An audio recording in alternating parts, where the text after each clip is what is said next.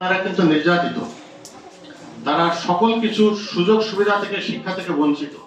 কিন্তু কন্যারা জাগ্রত না হলে কোনো উন্নয়ন সম্ভব নয়।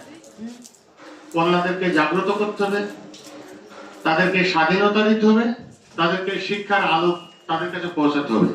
কন্যারাই পারবে সমাজের উন্নয়ন ঘটাতে, শিক্ষিত সমাজ দিতে, শিক্ষিত জাতি উপহার দিতে।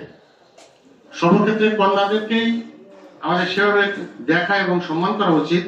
আজকে যারা শ্রেষ্ঠ পর্যায়ে জয়িতা অনুষ্ঠান পুরস্কার পাবেন তাদেরকে সম্মান জানাই আজকে সকল উপস্থিতিদেরকে। এবং